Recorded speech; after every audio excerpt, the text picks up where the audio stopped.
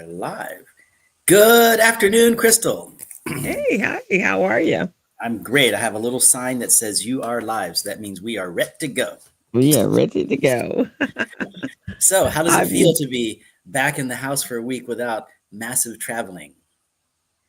um, I don't know. After election, I think I need to be packing my bags back up again and heading back out. There's a lot of people that which feel that way. which could possibly definitely be on the table. I'm holding out and to see what happens in January, and then I truly don't think I can sit here for 4 years and listen to this insanity. It's already started and it's already got me on edge, and I'm ready to curse anybody out at any given point in time. And on top of that, I don't want to have to watch my back for the next 4 years. There's a lot of people that feel that way. There's a lot of tension out there. A lot of Hmm. tension out there. I have seen a little bit of it myself already. There's a lot of stress and a lot of just a lot of tension, I guess is the way to say it. A lot of tension and just uncertainty. At this point, you can't really make a big plan, but you do know that there's going to be some devastating things as to how we live, more so than last time. Food is going to be an issue. I think you're right. I think we're in for some big changes, and I think we're in for some changes that some may be good, but there's going to be that are going to be hurtful, especially in the beginning, especially in the beginning. And then I don't know. Um, I really truly think, and when you obviously look at who he's bringing in as his cabinet, that the plan is not to make it better. The plan is to destroy it. So it may not ever recover from this, actually, to be quite honest, because they have some devastating. If you remove the millions of people he's talking about removing from this country, especially the ones that do the agriculture, the picking of our foods and foods and vegetables and fruits. We service the whole entire country. The state of California does, and the other farms. They're literally feeding this country, and so we would be like a third world country. And trust me, I just came back from one, and I know what you can't get, and I know mm, what you can get. yeah, yeah, I'm not sitting on the other side wondering what people are doing. I done been there already. So, exactly. It so doesn't appear like you have any great desire to go back anytime soon.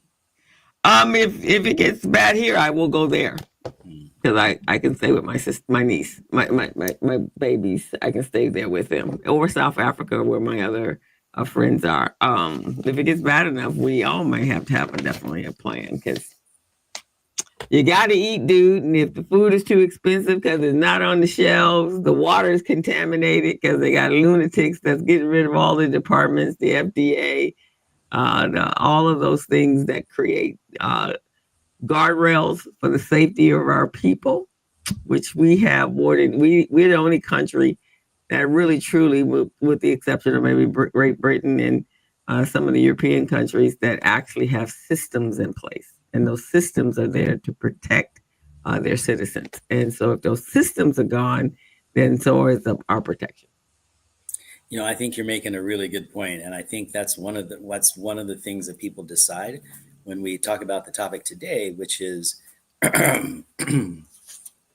accessing your assets from overseas, right? So Hmm. how do we do that? Can we do that? And is it a good idea? And so you're making a really good segue into what it is we want to talk about today. So I tell you what, let's jump into that. First, let me All read your righty. bio, and then Okay. I know you've got some questions to talk about. So we'll just jump right in and start handling that business. How's that? All right. Sounds good. Okay.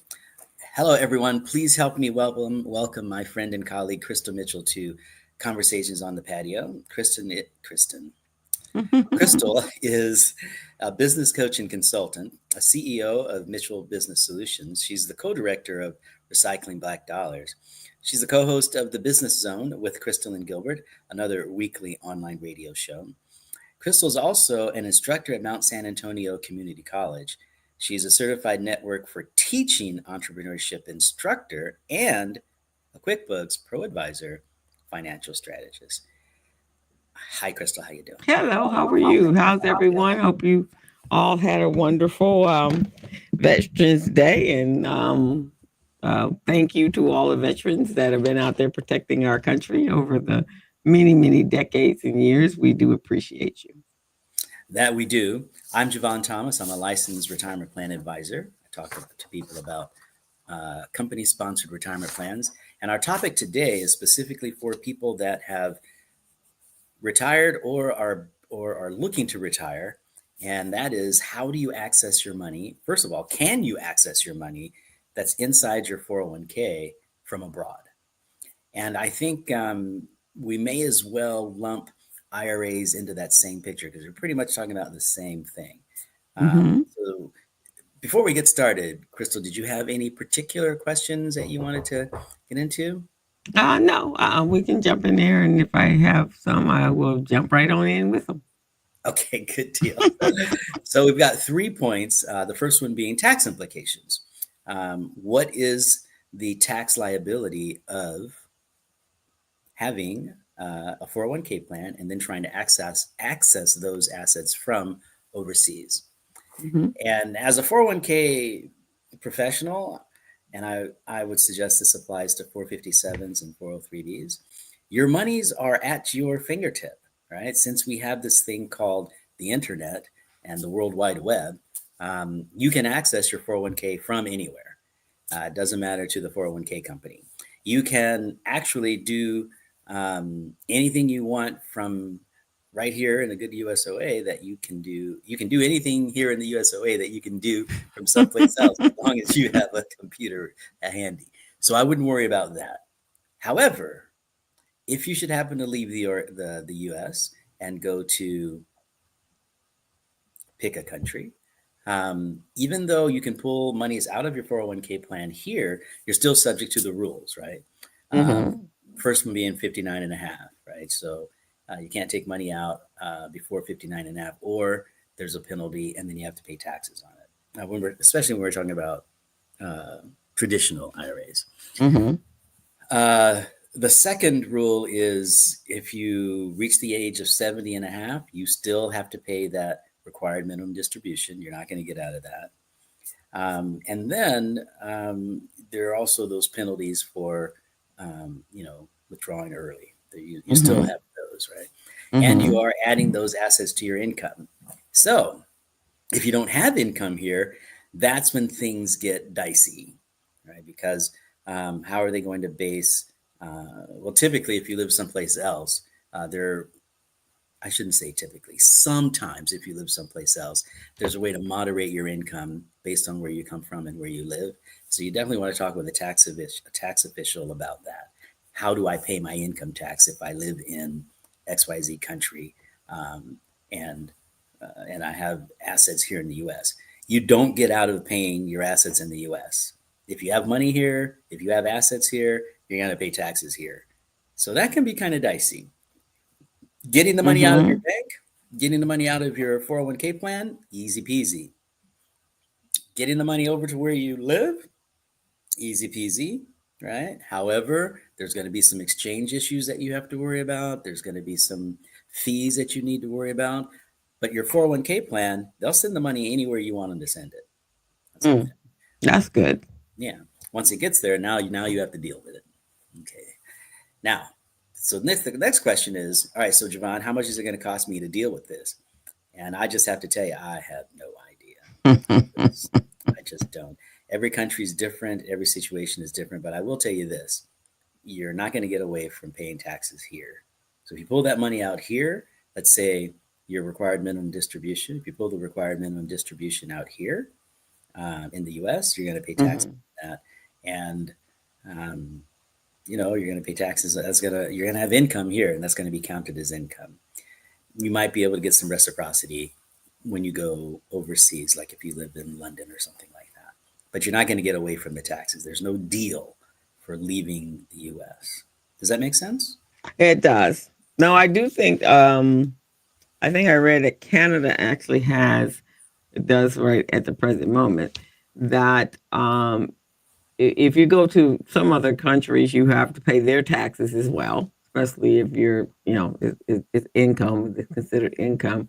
I believe Canada has currently has a deal, a tax credit deal with the United States that the taxes you would pay in Canada would be you could write it off on your American taxes. So Yeah, that's the way it is currently. yes, you're exactly right, and it's been that way for years, and that's how I'm using the term reciprocity. Mm-hmm. You're explaining it exactly right. If you pay taxes in Canada and you have taxes here in the U.S., there is some equation, some moderation that goes on, but it's not true for every country. No, not for every That's country. that's part of the problem. So you really have to talk to a tax person there in that country first, and also talk to one here. And I would go so far as to say, let's let these people know each other so that they can work for you in making sure that you get to take advantage of all the tax breaks that you can. I wouldn't want to surprise folks with this, like on the 14th of April. And you gotta pay your taxes. This is not the time to find that out. So yes, you can get at the money. There are tax complications, and you want to be aware of that and start early. The second thing on my list is foreign banking and currency exchange. We kind of got into that a little bit. The worst thing about, I think, about getting money out of your 401k plan is you pull the money out, it's in a bank to be sent to you or whatever you want to do with it, right? Because you can direct it to go to someplace else. You can actually direct it to come to me if you want. I mean, I have no Mm-hmm. problem taking anybody's money. But um, getting it over to that country, if you have your money at ABC large bank here, they're going to charge you some type of currency exchange rate to actually get that money there and so that you can exchange it. But in most countries, there's some kind of international bank, Mm-hmm. and the deal would be to connect with your 401k provider and say, hey, do you have a relationship with this bank? And I actually move money from here to there. And 9 out of 10, they have some mechanism of doing that. Sometimes you're going to have to take the money out here into some bank here and then transfer it yourself. Uh, just make sure it's a great place to live, I would say, you know, when you do that. That's Yeah, you have to do your homework. Is more in depth than it would be if you were going on a vacation.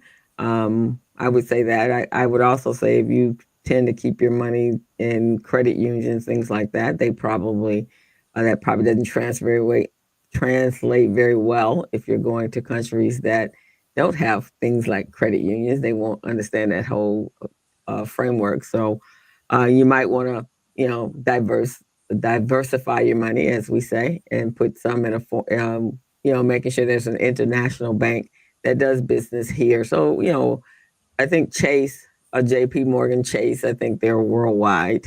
You might want to look at banks that have multiple locations, both domestic and actually international as well. And that still depends on where you're planning on going. It really does. And I wouldn't be afraid to ask that because none of these banks are paying me, so I don't really, um, I don't have a desire to mention their names in the necessarily favorable or unfavorable light. But Mm-hmm. I think you're spot on. Uh, find yourself an international bank at least for some of that transaction. Maybe it doesn't have to be all of it, but at least some of that transaction so that you can have access to your money. And as you just mentioned, there are lots of banks that do that. Smaller community banks, mm, I don't know. Yeah, But smaller community banks as well as I said, credit unions. They wouldn't translate very well in that space. I would also say make sure wherever you're going. I did a show on this last two shows of mine for the Business Zone. We've done a show on what this looks like for abroad. Because interesting enough, on the Wednesday after the election, over 1,500% of the searches in Google was, where can I go? And Mm, so there's all kinds of searches going on now. People really are scared, and so they're trying to preempt what could possibly happen and decide what they need to do. So that is what you would need to do, is do a deep, deep, deep dive on everything, every aspect of your life, and what that would look like for the next 4 years, especially if you're retirement, because you don't really have other resources of revenue income coming into your world. Um, your Social Security, if you are collecting Social Security, it may be in jeopardy. I've heard some disastrous things on the Social Security and the Medicare and the Medicaid programs. So that could be half your money. You know what is interesting to me though, Jevon? Most billionaires and very, very rich people probably are not collecting their Social Security. So they have no idea what that looks like. I said they're not probably collecting their Social Security. If you're a billionaire, why do you need that, right? Even if you were working for your own company and putting in it, you probably don't even have a clue how to go to getting it, right? But they're making decisions on people who this is their life, right? This is how they're going to eat for the next 20, 30, 40 years if they happen to have that longevity. And so that's mm, always like been interesting when I've worked in companies, and we're talking about our pension plans and retirement plans, and the boss is like, I don't have that problem. You literally hear him say that, I don't have that problem. Because I own everything. I got 10 decades of wealth in my family and trust yeah. funds and all that sort of stuff. I'm not worried about that little piddly money anyway, right? So, Mm. You do have to be conscious of who you're talking about, right? It is. yeah. There are some folks, I would say, we're going off on a riff here. Maybe the nouveau riche, right? Uh huh. Um, they don't want to pay their taxes. They don't pay any taxes. They don't pay any taxes. They don't want to pay taxes. Did I say that? Yeah, they don't want Yeah. to pay. Right. So, Exactly. right. So they know, right? They Hmm. know, you know, when their Social Security check comes, and they know how much they're paying, and they know it's Hmm. a pain to them. But to your point, I think there are lots of very wealthy people who they don't really care about that, you know. So if it all went to taxes, then that would be just fine for them. That's fine. Yeah. That's not me. Or Uh, most of us, the majority of us. right, and that right there is an interesting point as well. I don't think it falls within the confines of this particular broadcast, but you're making an excellent point there. When so few people at the top have more than 90 some odd percent of the rest of the population, there is an imbalance there, and it is something that the country needs to wrestle with. I'm not so sure we're doing it the right way, but like I said, for the confines of this broadcast, I'll keep my Right. raves to myself.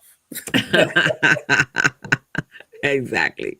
But yeah, so yeah, being very cautious and do thorough research and due diligence on your the foreign banking exchange. I mean, in some cases, it's your money, your American money, will go much further in those countries, especially if the interest, especially if the currency rate is higher.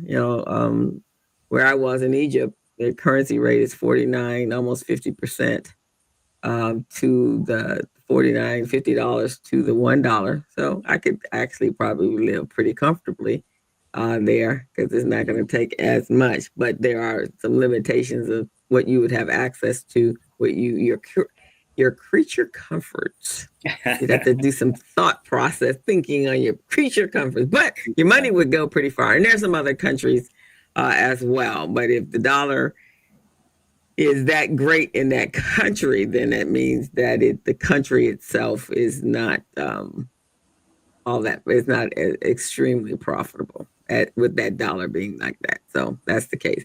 The euro, on the other hand, That's a whole different ball game. If you're going anywhere in that area, then your dollar is going to be a little less. Yeah, yeah, yeah. It's you really bring up an interesting point. Every year I get these articles about places where expats are A, welcome, and B, find it affordable to live, you know. And they're always very interesting. Rarely are they in places I've ever heard of in Europe, but sometimes they are. Hmm. For a while, Portugal was a great place. For a while, Argentina was a great place. Those things have not necessarily stayed that way. But if we're thinking about um, moving to another country for part of the year or even for the rest of your life, whatever floats your boat, um, Hmm. don't be afraid to connect with your 401k advisor because it's a very common thing. So don't think that you're doing something that's new that nobody knows how to do anymore. If you have a 401k plan, especially with any of the major providers of K plans, folks that we've heard of in the news and things like that. I'm sorry, Hmm.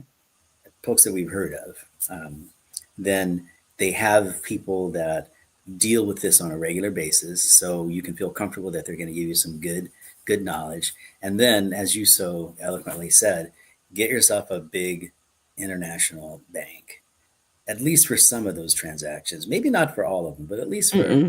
some of those transactions. And you know, you can access your money, or you can access your account via the internet and make changes, do whatever you have to do. No 401k company is going to stop you from doing that. And I would say love your life.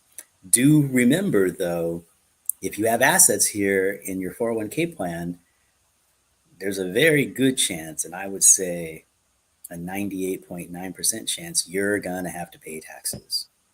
You're going to Hmm. have to file that return, and then you're going to have to deal with your tax situation from wherever you live.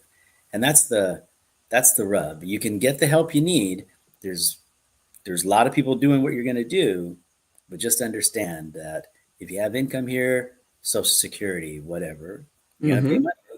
You're going to pay taxes here, and then you got to figure out the taxes where you go to. So um, that's the deal. So I guess at the end of the day, I just want to say you can't just take your pension, your 401k plan, you just can't take it, switch it over to another country's 401k plan slash pension over there. It doesn't work that way, right? Even though you earn the money and it's your money, you can't just take it and put it into the general pension fund in Paris or London or wherever it is that you're going to be close to.